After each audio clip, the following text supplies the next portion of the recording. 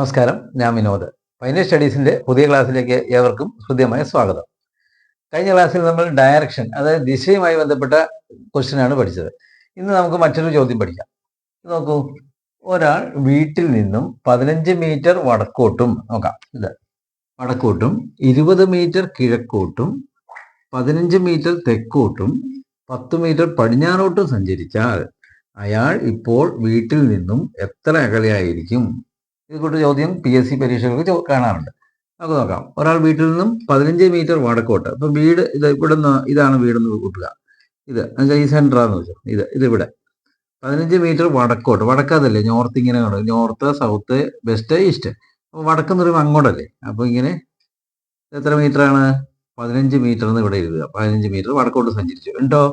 20 metre കിഴക്കോട്ട്. നമ്മൾ പരീക്ഷയ്ക്ക് ഇങ്ങനെ പെട്ടെന്ന് വരച്ച് നോക്കിയാൽ മതി. 20 മീറ്റർ കിഴക്കോട്ട്. കിഴക്ക് ഏതാ? ഇതല്ലേ.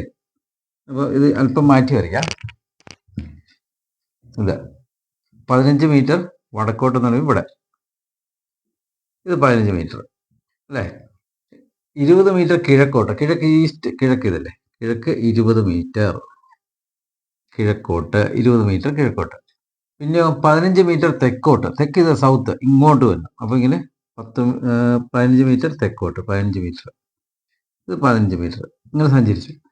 10 മീറ്റർ പടിഞ്ഞാറോട്ട്. ഇതല്ലേ പടിഞ്ഞാറ്. അപ്പൊ ഇവിടുന്ന് ഇങ്ങോട്ട് വന്നു അല്ലേ. പടിഞ്ഞാറ് ഇതല്ലേ, അതുകൊണ്ട് ഇവിടുന്ന് തെക്ക് വന്നു, ഇനി പടിഞ്ഞാറോട്ട്.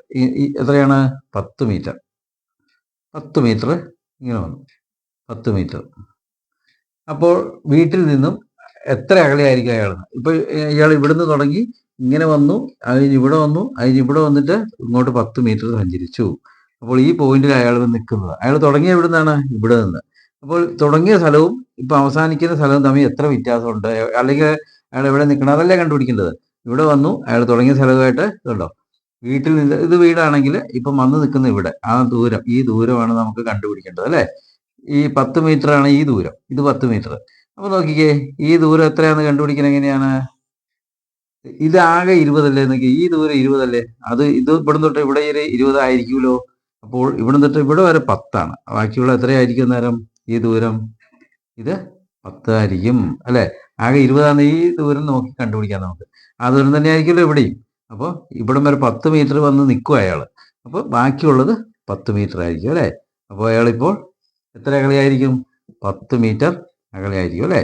ഇങ്ങനെയാണ് നമുക്ക് ദിശ കണ്ടുപിടിക്കേണ്ടത്. അപ്പോൾ ഇന്നത്തെ ക്ലാസ് നിങ്ങൾക്ക് ഇഷ്ടപ്പെട്ടെന്ന് കരുതുന്നു. ഇഷ്ടപ്പെട്ടെങ്കിൽ ലൈക്ക് ചെയ്യുക, ഷെയർ ചെയ്യുക, സബ്സ്ക്രൈബ് ചെയ്യുക, കമന്റ് ബോക്സിൽ അഭിപ്രായങ്ങൾ രേഖപ്പെടുത്തുക. അടുത്ത ക്ലാസ്സിൽ കാണുന്നവരെ ഏവർക്കും നന്ദി.